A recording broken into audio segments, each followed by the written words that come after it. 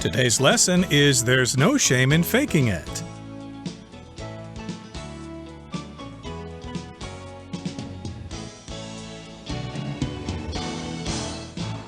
Hi, everybody. My name is Roger. And I'm Candice. And today, Candice and myself are going to be talking about animals that fake it. Sometimes in life, we can fake things. For example, if we don't feel like going to school or we don't feel like going to work, we can fake that we're sick. We pretend that we're sick. Have you ever faked anything before, Candice? No, I was a good student. I never faked being sick.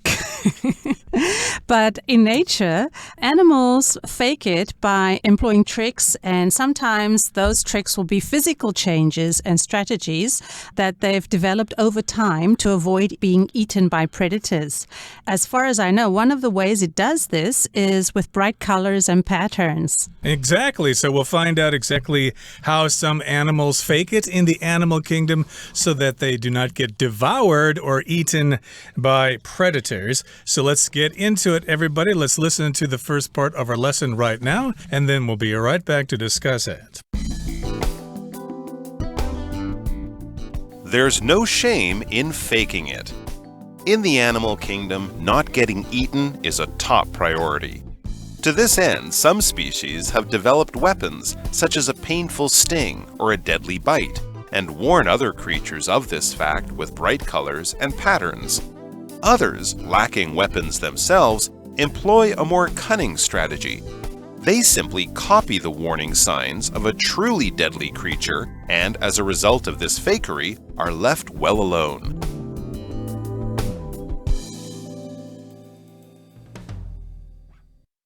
大家好，第一部分我们看到单字 deadly， 这个字是形容词，意思是致命的或是致死的。例如 The deadly disease has no known cure. 这种致命的疾病目前所知还无药可医。或是 The snake is considered deadly and should be avoided. 那种蛇被认为有毒，应避免接触。接着我们看到形容词 cunning， 指狡猾的或是奸诈的，像是 The thief had a cunning plan to avoid getting caught by the police. 那个小偷有个狡猾的计划，以避免被警方逮到。或是 The cunning man seemed to have a plan for everything. 那个奸诈的人似乎对每件事都有计谋。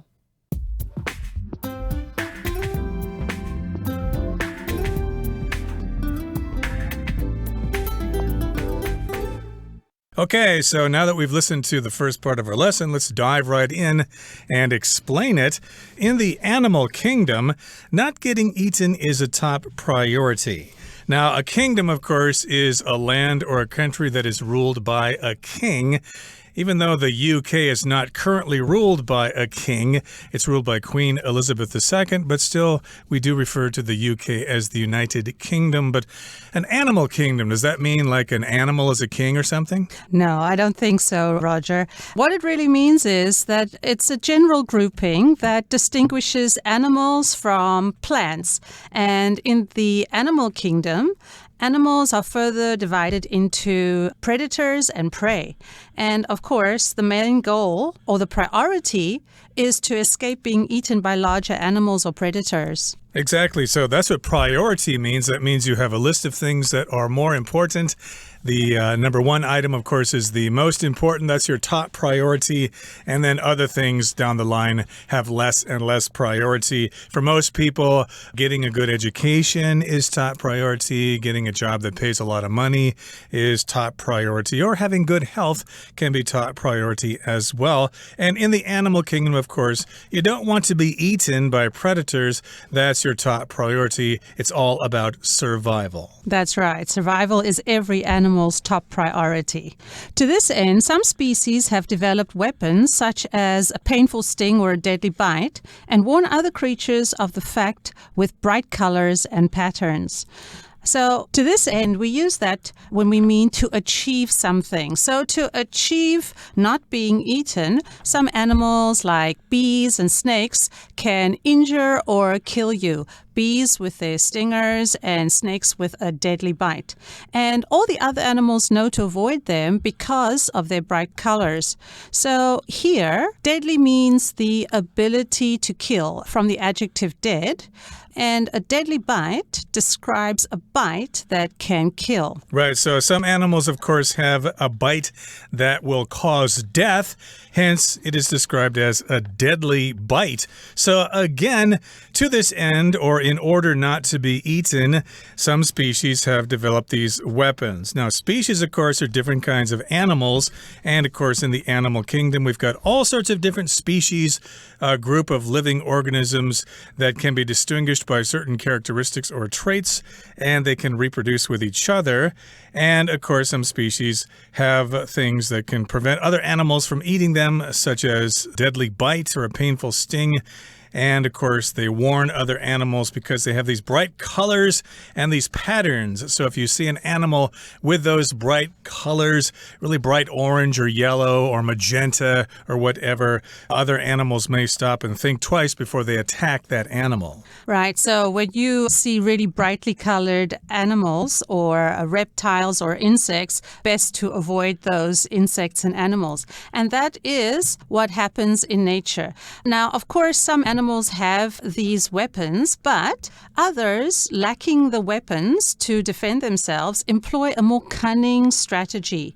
What they do is they simply copy the warning signs of a truly deadly creature, and as a result of this fakery, are left well alone.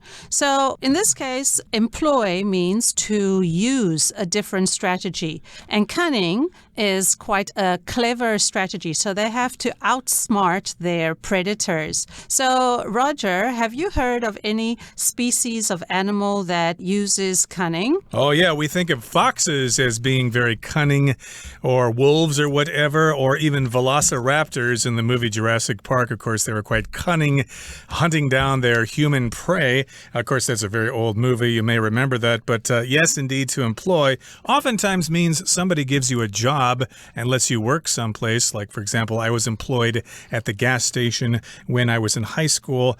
But here again, as Candace said, employ means to use, as in this case, a cunning strategy. A strategy is a plan, and it's quite clever. If something's cunning, it is very clever, and you may not even notice someone's doing this because they're kind of being sneaky about it. That's right. And in nature and in the animal kingdom, for example, certain butterflies and birds will employ this cunning strategy. So they have to be more clever, more sly, more deceptive, and more sneaky, if you will, to survive.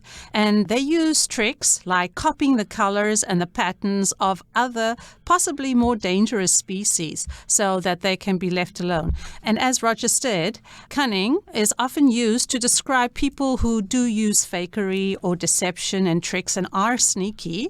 And that's exactly what these species do. They employ tricks and they try to deceive their predators. What they do is they simply copy the warning signs of a truly deadly animal, and other animals who think they're going to attack them, well, they think twice and they see those colors and they go, well, I better play it safe here. I just won't attack this animal. It might actually be a deadly creature. Okay, that brings us to the end of the first part of our lesson for today.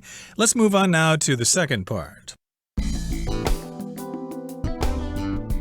This phenomenon has been named Batesian mimicry after the scientist Henry Bates, who first observed it in the mid-1800s. While collecting butterflies in Brazil, Bates observed that a number of common, slow-flying butterflies were being ignored by predators, even though they were easy catches. He guessed that these butterflies must taste disgusting and that predators had learned to avoid them as a result. He later observed that certain rare butterflies of different species shared color patterns with these bad-tasting butterflies. "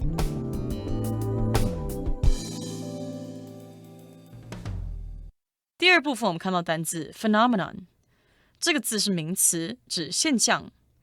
举例来说 ，Last night I saw an unusual phenomenon. Bright lights in the sky above my house. 昨晚我看到一个奇特的现象，我家上空出现亮光。也可以说 Lightning is a natural phenomenon that releases a large amount of energy. 闪电是一种释放大量能量的自然现象。接着我们看到名词 predator， 表示捕食性动物或是掠夺者。例如 The polar bear is the largest predator in North America。 北极熊是北美最大型的捕食性动物。或是 In Michigan, deer have many predators such as coyotes, bobcats, and wolves。 在密西根，鹿有许多掠食者，例如土狼、山猫和狼。另外补充这个字的相关名词 prey， P-R-E-Y, prey， 意思是猎物或是被捕食者。像是 Due to their slow speed and slow reaction time, sloths are easy prey for jaguars。 由于速度和反应都很缓慢，树懒对美洲豹而言是容易猎食的猎物。或是 After failing to take down a deer, the wolf set its sights on smaller prey。 那只狼没有捉住鹿，就把目光放在体型较小的猎物上。再来我们看到形容词 disgusting， 指令人反感或是厌恶的。像是 There was a disgusting smell in the room。 房间里有一股令人反感的气味。或者 Sarah is a selfish person and most people find her disgusting。 Sarah 是一个自私的人，大多数人都觉得她令人厌恶。另外补充这个字的动词 disgust， D-I-S-G-U-S-T disgust， 它的意思是使厌恶或是使恶心作呕。举例来说 Jack was disgusted with himself for all the terrible things he had done。 Jack 为自己做过的所有可怕事情而厌恶自己。也可以说 Sonia was disgusted when I told her what was in the dish。 当我告诉 Sonia 这道菜里面是什么时，她觉得很恶心。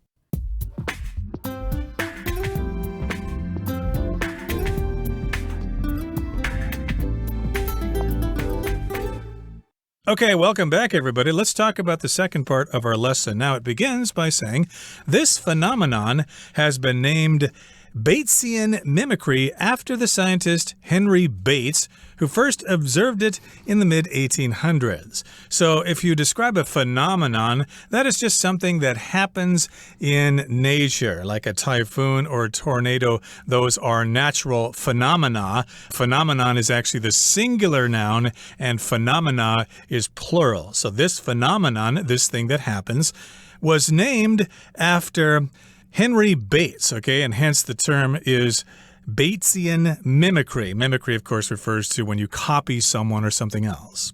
Yes, that's right. And he observed this phenomenon while he was collecting butterflies in Brazil. So while collecting butterflies in Brazil, Bates observed that a number of common slow-flying butterflies were being ignored by predators, even though they were really easy catches. So predators are the animals that will eat the smaller and usually the weaker animals in nature, in the animal kingdom. And when something's an easy catch, the catch here is a noun. So usually we use catch as a verb, but in this case we're using it as a noun, which means it's the thing that you can catch. So, for example, we can say the fisherman had a great catch this morning. He caught a lot of fish. But because Bates noticed that the butterflies were mimicking or copying other butterflies, the phenomenon was named after him, and that usually happens when someone makes a discovery. It's named after them. So if you or I were to discover something important, it might be named after us. So, for example, Halley's Comet, named after the first person who spotted it, Halley. And, of course, Einstein's theory of relativity, named after the famous scientist Einstein. Right, or you might be named after your parents or something like that. If you're Charles II, then you were named after your father, Charles I, for example. And yes, indeed, that's the Batesian mimicry, which was named after Henry Bates. And again, he was observing butterflies in Brazil, and he thought, gee, those predators are not attacking those weak butterflies, even though they are easy catches. Something that's easy to catch is a catch. Also, I should mention that the word catch sometimes is referred to a favorable mate For example, maybe when I was young, my parents were saying, hey, you should, ask Dawn out for a date. She's a good catch. She's a fine woman. She's got, a wonderful personality and stuff like that. And you can use that to describe boys as well. Hey, he's a good catch. He's got some potential in the future. But in this particular case, we're talking about prey in the animal kingdom. They could be easily caught by predators. And yes, the predators were ignoring those butterflies. Why don't they attack those butterflies? They're easy prey. That's right. And then he guessed that these butterflies must taste disgusting and that predators had learned to avoid them as a result. So usually if something tastes good and is easy to catch, then of course the predators would make a beeline for them. But because the predators were ignoring them, Henry Bates thought, okay, why are they ignoring these really slow-flying butterflies? They should be easy catches. And he drew a conclusion, and he later observed that certain rare butterflies of different species shared color patterns with bad-tasting butterflies. So disgusting here means something gross, not delicious, maybe quite unpleasant tasting. So he made the connection between something that is disgusting, so maybe disgusting or gross tasting butterflies, and the rare butterflies. And he made several conclusions, Roger. Indeed, and that's where he came up with this conclusion. Some of those butterflies resembled other butterflies that were bad tasting, and maybe those butterflies had those colors to make them look like they were bad tasting too, and those predators ignored them. Let's find out more about this phenomenon as we move on to the third and final portion of our lesson for today. We will listen first. He concluded that the rare butterflies must gain some level of protection from the resemblance. Predators had come to connect certain color patterns with a nasty eating experience, and the rare butterflies had evolved to take advantage of this fact.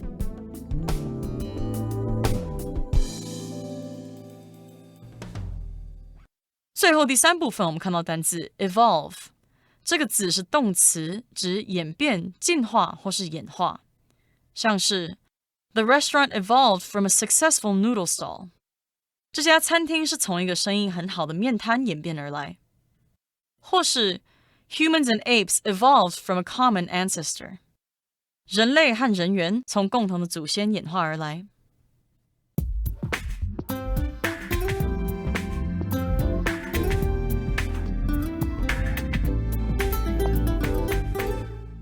Okay, welcome back. Let's now talk about the third part of our lesson for today. Again, we're talking about Henry Bates, who was in Brazil in the mid-1800s, and he was observing butterflies, and he noticed that some slow-moving butterflies, or slow-flying butterflies, were being ignored by predators. He thought that was kind of strange.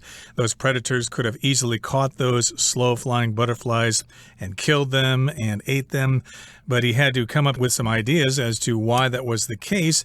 He observed that certain rare butterflies of different species shared color patterns with these bad-tasting butterflies, so maybe there was a connection between those two different types of butterflies that had similar color patterns and other patterns and stripes and dots or whatever.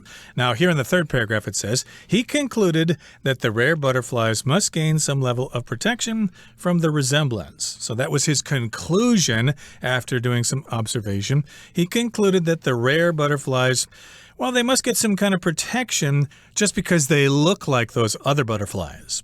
That's right, Roger. He concluded further that predators had come to connect certain color patterns with a nasty eating experience, and that the rare butterflies had evolved to take advantage of this fact. So predators had come to connect certain color patterns with a nasty eating experience. So usually when we come to something, it's usually after a few experiences over time. So obviously these were bad experiences that the predators had with insects or prey of similar colors, and they learned that most butterflies with those same colors and patterns tasted awful or unpleasant, and so they learned to avoid them. The rare butterflies Henry Bates studied had evolved or physically changed to have a better chance of survival. In other words, of not being eaten, which is the main goal when you're in the animal kingdom. Don't be eaten. Exactly. So again, the predators eventually figured it out. They began to associate those different color patterns with the nasty eating experience. So of course they could have attacked those slow-flying butterflies, but when they saw those colors, it reminded them of other butterflies that had similar colors that tasted bad. So again, the predators stopped and thought, well, I guess I'm not going to eat this butterfly even though it's easy to catch it still might taste really bad, so I'm just not going to do it. And if something's nasty tasting, well, it can be really, really bad. We do use the word nasty to describe lots of different situations.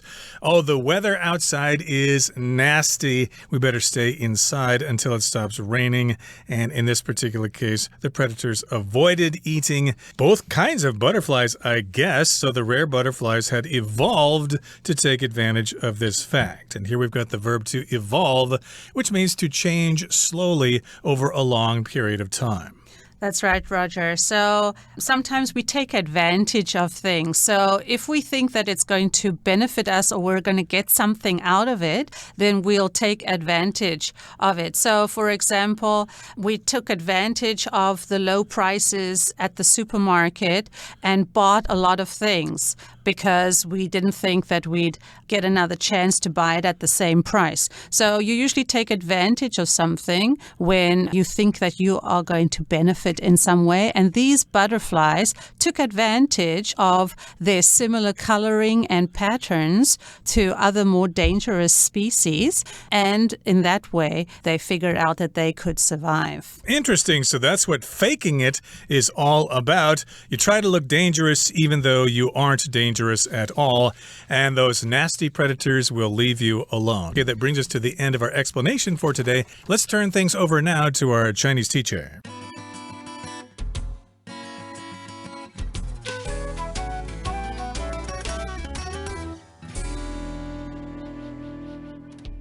各位同学大家好，我是 Hanny。 我们来看今天的文法重点。课文第一部分的最后一句写道，他们只是模仿某种真正致命的生物的警讯，且因为这种伪装呢而全身而退。文中是用到 as a result of this fakery 来表达因为这种伪装。那在读到课文第二部分有一句提到，他猜测这些蝴蝶吃起来一定很恶心，因此掠食者学会要避开它们。那这边则是用到 as a result 来表达因此。好，我们就来整理相关用法咯。as a result 是副词片语，表示因此结果，用来带出表示结果的子句。那么当 as a result摆在句首的时候，要用逗号跟后面的子句隔开。例如 Frank had been under a lot of stress at work, and as a result, 逗号 he became ill. 好 Frank 的工作压力很大，结果他生病了。好，那么如果在 as a result 后面接 of 就会变成片语介系词。As a result of 表示因为怎么样，由于怎么样，用来带出原因。这时候后面是要接名词或动名词。例如 The road was closed as a result of a fallen tree. 那条道路呢，因为树木倾倒而封闭。好，在我们来读到课文最后一句，他说掠食者逐渐把某些颜色图案与恶心的进食经验连结起来，而稀有蝴蝶已进化到利用这个事实。好，这边两个重点哦。第一个是文中用到 come to 来表达逐渐，当我们用 come to 加动词，就可以表达逐渐怎么样，发展成怎么样。这通常是指经过一段时间后，事情逐渐演变成某个状况。举例来说 Her parents didn't like the dog at first, but they eventually came to consider it part of the family. 一开始他爸妈不喜欢那只狗，但最后他们逐渐把它视为家庭的一份子。好，第二个补充的重点是文中用到 take advantage of 来表达利用。那我们来学这个片语的不同意思。名词 advantage 它可以表达优势、优点。那片语 take advantage of 可以表达出正面以及负面的语义。我们用事物当受词的时候呢 take advantage of something 就是表达利用啊，趁着，像是趁着什么样的机会。举例来说 She took advantage of the baby's nap time to read some magazines. 她趁着宝宝睡觉，利用这段时间来看点杂志。好，那如果是用人来当受词Take advantage of somebody 则是表达故意利用某人的弱点，占某人便宜，那这时候就带有负面语义咯。我们也可以用像 take advantage of somebody's kindness, take advantage of somebody's generosity 去表达说利用某人的善良啊、慷慨去占某人的便宜。好，那么以上是今天重点整理，我们回顾今天的单字吧。Priority.The well-being of her children is Samantha's top priority. Species. That species of bird is native to New Zealand. Deadly. Don't pick those berries. They contain a deadly poison. Cunning. To escape, the children played a cunning trick on the witch. Phenomenon. Scientists have been trying to explain the phenomenon for years. Predator.Most predators avoid eating brightly colored animals.Evolve. Corn evolved from a type of wild grass that grew in what is now called Mexico.